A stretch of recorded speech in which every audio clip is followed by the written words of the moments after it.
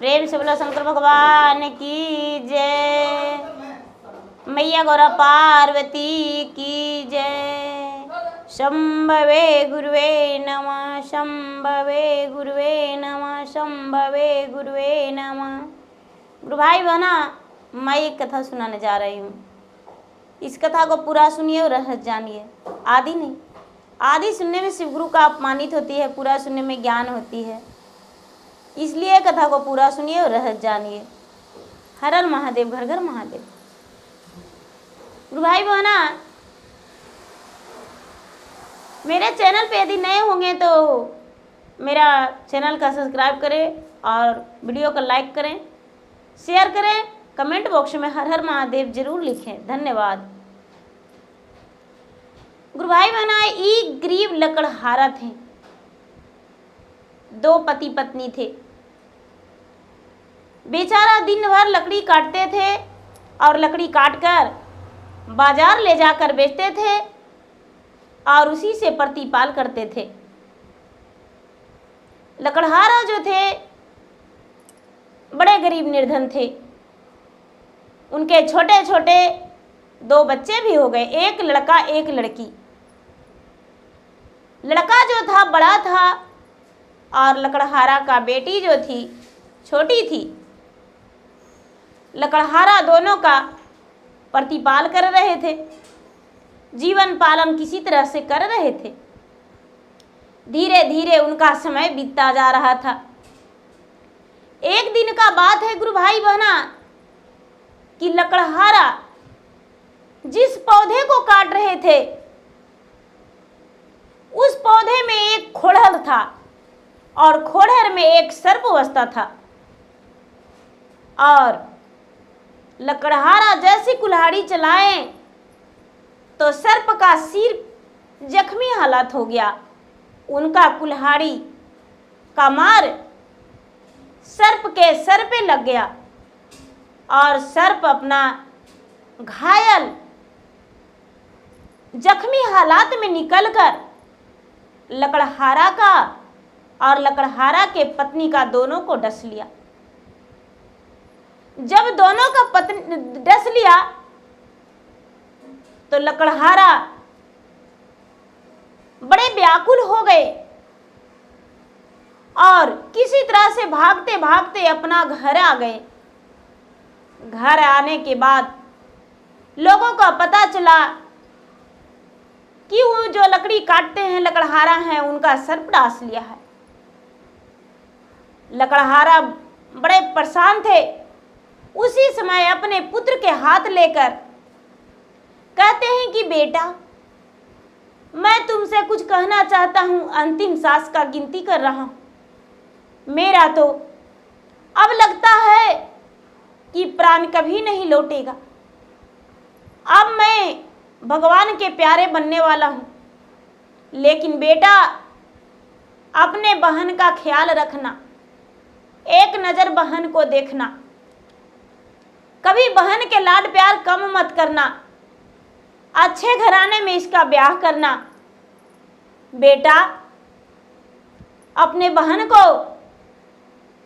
कभी मत सोचना कि मेरा बहन एक बोझ है। इतना ही बोलते बोलते बेचारा लकड़हारा अपने दम तोड़ दिए। लकड़हारा का पत्नी भी अपना दम तोड़ दी। गांव वालों ने मिलकर दोनों का अंतिम संस्कार कर दिए। अब लकड़हारा जो विजय था, विजय अपने बहन के साथ रहने लगा। उसका बहन का नाम सुमा था।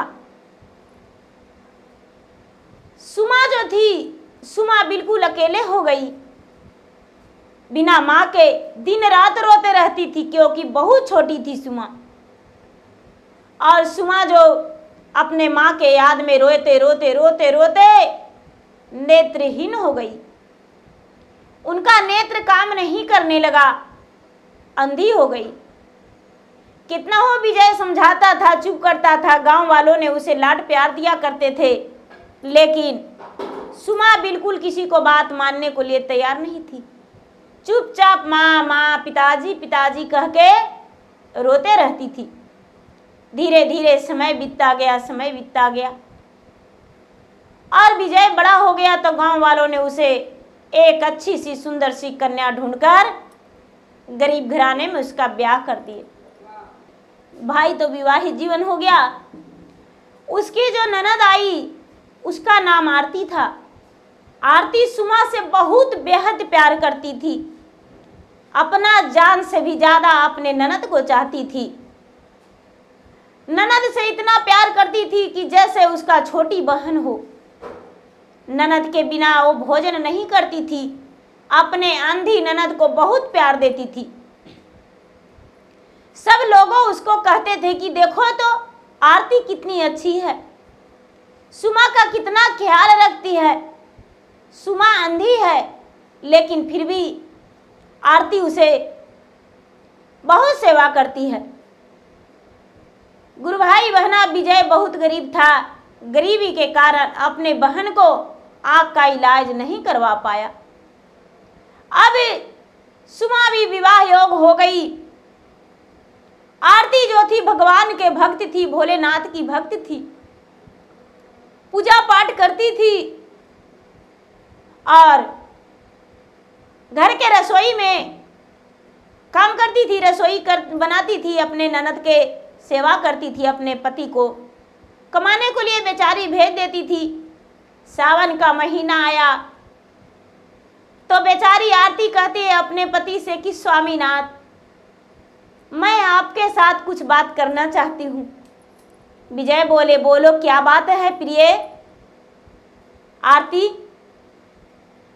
कुछ भी बताओ, क्या कहना चाहती हो। आरती बोली, स्वामीनाथ, मैं बाबा धाम जाने को लिए सोच रहा हूँ, क्या आप मुझे जाने देंगे। यह बात सुनकर विजय बोले, प्रिय, मेरे पास तो उतना पैसा भी नहीं है, मैं तुम्हें देवघर कैसे जाने दूं। क्या तू खाली हाथ जाएगी। ये बात सुनकर आरती कहती है, स्वामीनाथ, आप किसी तरह से कुछ भी पैसा दे दीजिए, हम सुमा को लेकर जाएंगे। विजय ने अपने जिस कंपनी में काम करते थे वहां जाकर बोले कि कुछ रुपये एडवांस मुझे दे दीजिए। कुछ रुपये एडवांस ले लिया और अपने आरती को पैसा दे दिया। आरती ने पैसा लेकर बड़ी प्रसन्न हुई। अपने सुमा ननद को लेकर देवघर जाने को लिए तैयार हो गई। बेचारी सुमा को हाथ पकड़ के और देवघर की ओर चल दी। जब देवघर जाने के लिए चल दी कांवड़ यात्रा लेकर, तो जब नदी में स्नान कर रही थी तभी एक बच्चा डूब रहा है पानी में और बचाओ बचाओ आवाज लगा रहा है, लेकिन किसी ने नहीं देखा। आरती ने झट से अपना जान भी नहीं देखी और आगे की कदम बढ़ा दी और जाके बच्चे का पकड़ ली। वो तैरना जानती थी, बच्चे को छान ली। जब तक बच्चा बेहोश हो गया था, आरार पर लेकर आई। आरती बोलती है कि किसका बच्चा है, पानी में डूब रहा था। उसके माता पिता दोनों थे। कहते हैं कि अरे ये तो बच्चा मेरा है, आपका बहुत बहुत धन्यवाद। दूधो नहाओ पूतो फलो। हे भगवान, आज तूने मुझे अनाथ होने से बचा लिया, पुत्रहीन होने से बचा लिया। यदि तुम्हें किसी बात का जरूरत हो तो मेरा एक बार याद करना, हम तुम्हारा मदद करेंगे। इतना ही में नंदनी कहती है कि भाभी, तूने मेरे बारे में नहीं सोची थी और पानी में छलांग लगा के बच्चे को छाना। भाभी, यदि तुम्हें कुछ हो जाता तो अपना हम कैसे जीवन बचाते, कैसे घर जाते भाभी, किसके सहारे रहते। इतना ही में उस बच्चा के पिता कहते हैं, क्या बात है, ऐसे क्यों बोलती है, कौन है। आरती बोली, क्या बताऊं, मेरा ननद है सुमा, ये रोते रोते अपना माता पिता के वियोग में नेत्रहीन हो गई है, इसके आंखों से दिखता नहीं है। वो बच्चे का पिता कहते हैं, अरे अरे तो इसमें कहने का क्या बात है, ये मेरा कार्ड रहा, लो इस पे मेरा नंबर है, मेरा घर का पता है, इस कार्ड से मेरे घर आ जाइएगा और इसका हम हंसते हंसते इलाज कर देंगे, 1 रुपया नहीं लेंगे। मैं आँख का डॉक्टर हूँ, ऑपरेशन भी करता हूँ, मैं इसे अवश्य इलाज करेंगे। गुरु भाई बहना, इतना बात सुनकर आरती बड़ी प्रसन्न हुई, उन्हें धन्यवाद की, उनका पांव छू के प्रणाम की और देवघर के ओर चल दी। ननद भौजाई जाके दोनों देवघर भगवान के चरण में जल अभिषेक की और उसके बाद सीधे डॉक्टर के घर चली गई। डॉक्टर के घर जाकर और डॉक्टर से मिली। डॉक्टर ने जब तक पूरे गांव में इस चर्चा को फैला दिए थे कि एक नवजुवक स्त्री ने मेरा बच्चे का जान बचाई है, वो बेचारी नहीं रहती तो आज पता नहीं मेरे जिंदगी में क्या होता, मेरा पुत्र को क्या होता। जब बेचारी आरती उस डॉक्टर के गांव में गई तो पूरे लोग मान सम्मान दिए जानने पर। सुमा का डॉक्टर ऑपरेशन कर दिया और सुमा के नेत्र में रोशनी आ गया, सुमा को दिखाई देने लगा। डॉक्टर साहब ने पूरे अच्छे से उसको इलाज किए, जाते समय कुछ रुपए भी दिए, दोनों का वस्त्र नए नए दिए और 10 से 15 दिन लगातार वो अपने घर में दोनों का रख लिए।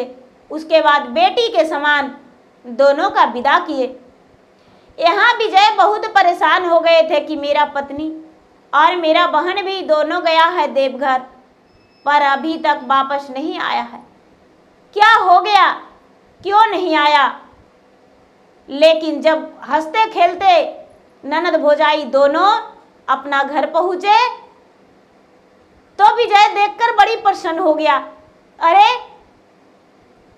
आरती, सुमा, तुम दोनों आ गया, मैं तो बिल्कुल परेशान हो गया था। सुमा कहती है, भैया मुझे दिखाई दे रहा है, आप दिख रहे हैं। अरे बहन कैसे? आरती ने सारी बात बताई।